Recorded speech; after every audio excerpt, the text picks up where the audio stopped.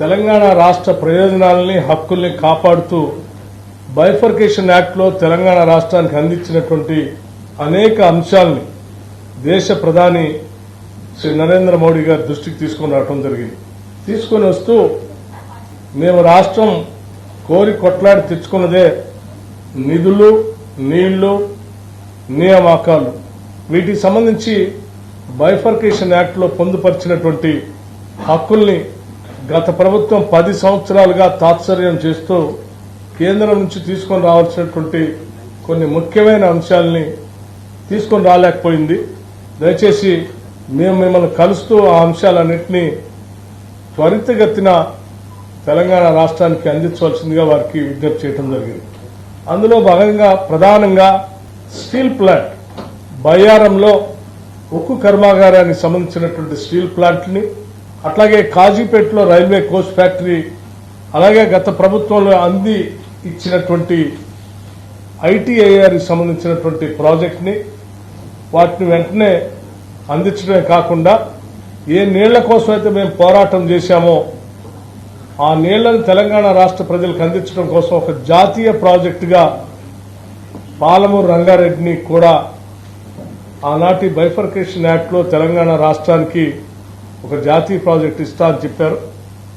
దాంట్లో భాగంగా ఈ పాలమూరు రంగారెడ్డిని పరిగణలో తీసుకుని శాంక్షన్ చేయవలసిందిగా కోరుతూ, అలాగే ఒక ఐఐఎంని హైదరాబాద్ శాంక్షన్ చేయవలసిందిగా, ఒక సైనిక్ స్కూల్ని తెలంగాణ రాష్ట్రానికి ఇవ్వవలసిందిగా, అట్లాగే నేషనల్ హైవే అథారిటీస్ సంబంధించి ఒక 14 ప్రపోజల్స్ అప్గ్రేడేషన్ కోసం మీ దగ్గర ఉన్నాయి, వాటిని పరిగణలో తీసుకొని వెంటనే శాంక్షన్ చేయవలసిందిగా, అలాగే రీఆర్గనైజేషన్ యాక్ట్ ప్రకారం బ్యాక్వర్డ్ ఏరియాస్ కు సంబంధించినటువంటి డెవలప్మెంట్ సంబంధించిన ఫండ్స్ గత కొన్ని సంవత్సరాలుగా పెండింగ్ ఉన్నాయి. ఇక్కడ నుంచి ఆ గ్రాంట్స్ కూడా వెంటనే రిలీజ్ చేపించి సంబంధిత ఆర్థిక శాఖ మంత్రి గారితో మీరు ఆదేశాలు ఇవ్వాల్సిందిగా కూడా వారిని విజ్ఞప్తి చేయడం జరిగింది.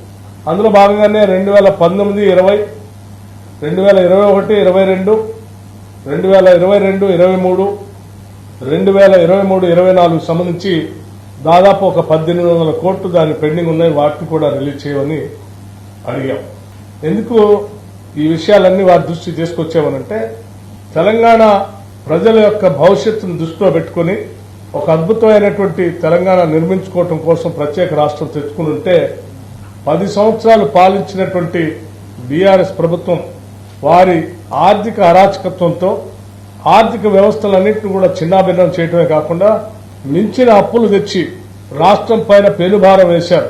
ఈ ఆర్థిక పరిస్థితి నుంచి బయటపడుతూ రాష్ట్ర ప్రయోజనాలను కాపాడుతూనే భవిష్యత్ తరాలకి మేము అందించడానికి కావాల్సినటువంటి ఆర్థిక పరమైన సహాయ సహకారాలను కూడా కేంద్ర ప్రభుత్వం నుంచి ఇదోచకంగా అందించాలని కోరుతూ పెండింగ్ ఉన్న వాటిని రిలీజ్ చేయడమే కాకుండా ఇంకా అదనంగా కూడా సాధ్యమైనంత వరకు ఈ తెలంగాణ రాష్ట్రానికి అందించి ఇవ్వవలసిందిగా వారికి విజ్ఞప్తి చేయడం జరిగింది. 2015, 19, 2020, 2021 సంబంధించి ఒక 450 కోట్ల రూపాయలు పెండింగ్ ఉన్నాయి. అవి ఇంకొక 2250 కోట్ల రూపాయలు గవర్నమెంట్ ఆఫ్ ఇండియా నుంచి రావాల్సి ఉన్నాయి.